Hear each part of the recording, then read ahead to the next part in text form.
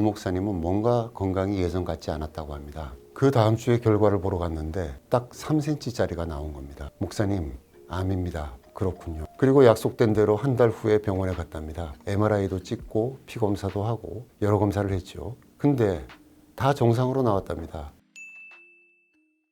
지난주 부활절을 앞두고 강원 평창 산마루 예수 공동체에서 이주연 목사님을 인터뷰했습니다. 그 자리에서 이 목사님이 2014년에 간암 진단을 받았다는 사실을 처음 알게 됐습니다. 저도 깜짝 놀랐었는데요. 결론부터 말씀드리면 진단 한 달 후 다시 검사를 받았을 때에는 각종 검사에서 암이 감쪽같이 사라졌고 그 이후 12년이 지난 지금까지도 건강에는 전혀 이상이 없다고 합니다. 이 결론을 먼저 말씀드리는 이유는 아직도 주변에서 목사님이 건강이 안 좋은데 감추고 있다라고 생각하는 분들이 있다고 해서 말씀드립니다. 이 목사님이 너무나도 아무 일 없었다는 듯이 태연하게 이야기를 하셔서 그렇지만 그가 어떤 자세로 목회를 하고 살아가고 있는지를 잘 보여주는 에피소드라고 생각했습니다. 사연은 이렇습니다. 2014년 봄이었습니다. 그 전해인 2014년 여름부터 이 목사님은 뭔가 건강이 예전 같지 않았다고 합니다. 그는 평소 아무리 힘들어도 새벽에 눈만 뜨면 바로 벌떡 일어나곤 했는데 그 무렵에는 이상하게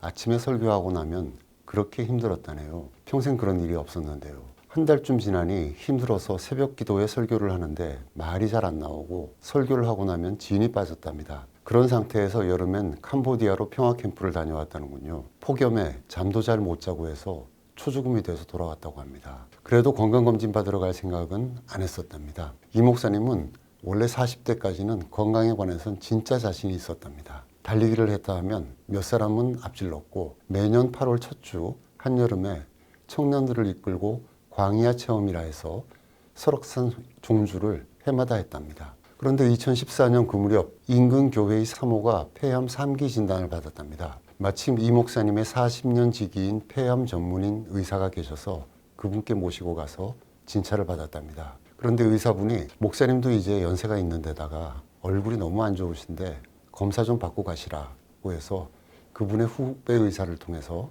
검사를 받았다고 합니다. 그 다음 주에 결과를 보러 갔는데 딱 3cm짜리가 나온 겁니다. 피검사 결과도 그랬고 각종 검사 결과가 그랬답니다. 의사 선생님과의 대화는 이랬답니다. 목사님, 암입니다. 그렇군요. 이 목사님이 너무나 담담하게 얘기를 하니 의사 선생님은 못 알아듣는 줄 알고 다시 한번 목사님, 암입니다.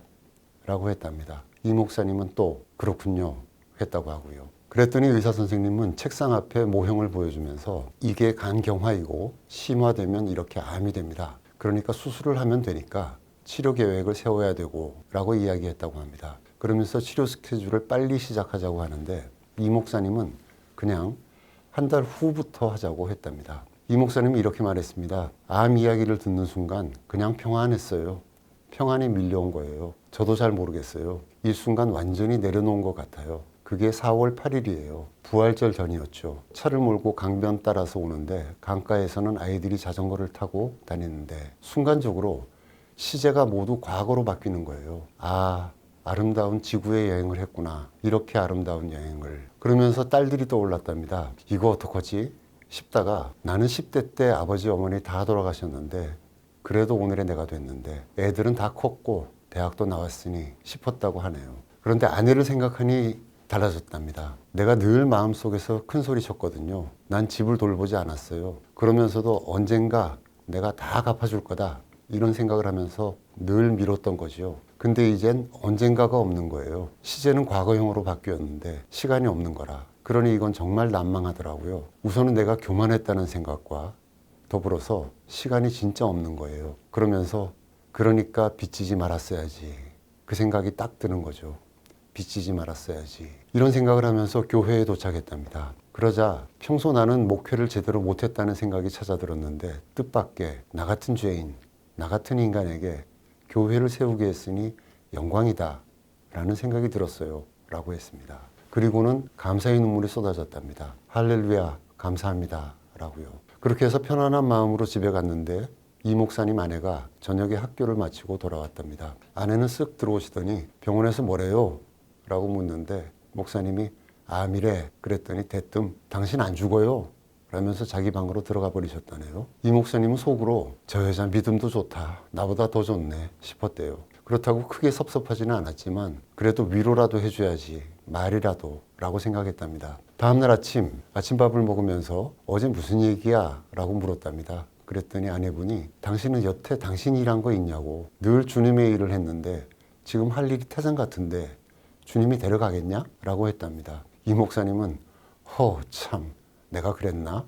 했다고 하고요. 그런데 교회에서는 난리가 났답니다. 당연히 그랬겠죠. 장로님 한 분이 설악산 부근에 콘도를 가지고 계셨는데 거기를 예약해 주면서 쉬다가 한 달 후에 치료받으러 돌아오라고 하셨답니다. 그래서 내려가서 하루 자고 다음날 아내분과 함께 권금성에 케이블카 타고 올라가서 보니까 공기가 얼마나 좋은지 몰랐다네요. 그렇게 며칠 지내다가 그 주 금요일 날 올라와서 주일 예배 설교를 했고 지금까지도 주일 예배 설교 안 쉬고 계속하고 있답니다. 그리고 약속된 대로 한 달 후에 병원에 갔답니다. MRI도 찍고 피검사도 하고 여러 검사를 했죠. 근데 다 정상으로 나왔답니다. 그 한 달 사이에 이 목사님은 특별히 한 것도 없는데 그렇게 됐다고 하죠. 그러니까 의사 선생님은 추적하자. 일단 다음 달에 찍고 그 다음 달에 또 찍고 석 달을 계속 찍고 그 다음부터는 두 달에 한 번씩 이렇게 됐다고 합니다. 주치의 선생님은 정말 진정으로 진심으로 그를 대해 주었답니다. 그런데 이 목사님은 별로 가고 싶지는 않았다고 하지요. 그 후 석 달 만에 오라고 하면 일부러 펑크 내고 넉 달 만에 가기도 하고 했답니다. 그는 어쨌든 아주 감사한 일이라고 했습니다. 그렇게 2년을 하고 나니까 의사 선생님이 일단은 좀 안심해도 된다고 했고 3년이 지나니까 목사님 이제 이 병으로는 안 죽습니다 라고 했답니다. 그러면서 덧붙이기를 85세까지 살 겁니다 라고 했답니다. 그런데 이 목사님은 나는 몇 살까지 살겠다고 생각해 본 일이 없어요. 그저 목사는 일하다가 그냥 순교하듯이 죽는 거지, 이런 식의 생각이 날 지배하고 있었거든요. 하루씩 살면 되지 이렇게 생각했거든요 라고 했습니다. 그래서 의사 선생님의 85세라는 이야기를 들으면서 멋쓰겠다지요. 그랬더니 그 표정을 읽고 의사 선생님이 정색을 하면서 아유 목사님 85이 평균 연령이 그렇다는 이야기지 90살까지도 사실 수 있고 그 이상도 사실 수 있습니다 라고 했답니다. 그런데 여기서 이 목사님은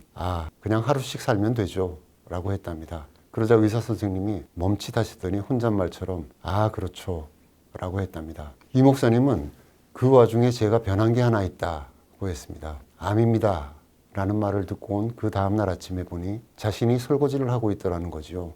자신도 모르게. 그동안에 세속적으로 말하면 아내에게 금가락지 해줄게, 은가락지 해줄게 하듯이 나중에 다 해주겠다고 했는데, 다 갚고 죽을 거라고 했는데 해줄 시간이 없었다는 것이죠. 그때 든 생각이 신세지지 말고 살아야 되겠다 라고 하네요. 그때부터 시작해서 요즘도 설거지는 이 목사님이 한답니다. 주일날 아침에도 설거지가 있으면 해놓고 나간답니다. 아시다시피 주일날 아침 목사님들은 다 바쁘시죠.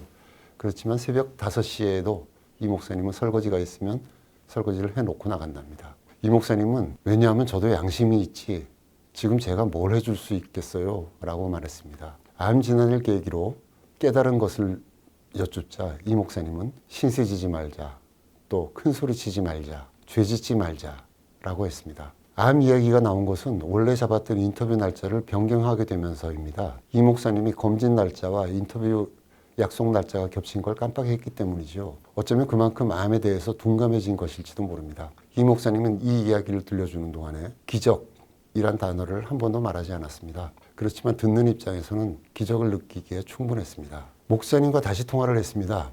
부활절 다음 날인 6일 병원에서 입원 검진 결과를 들으셨다고 하네요. 사진으로 보면 12년 전 검진 당시의 흔적은 여전히 남아있다고 합니다. 오진은 아니었던 것이죠. 그렇지만 암 징후는 여전히 없고요. 의사 선생님은 이제 과로하지 말고 조심하며 사시라면서 2개월 후에 MRI를 한 번 더 찍어보기로 했답니다. 그 이야기를 듣고 이 목사님은 다시 한번 생각했답니다. 그는 이런 문자를 보내왔습니다. 이제는 3년을 끝이라 여기고 3년씩 살자.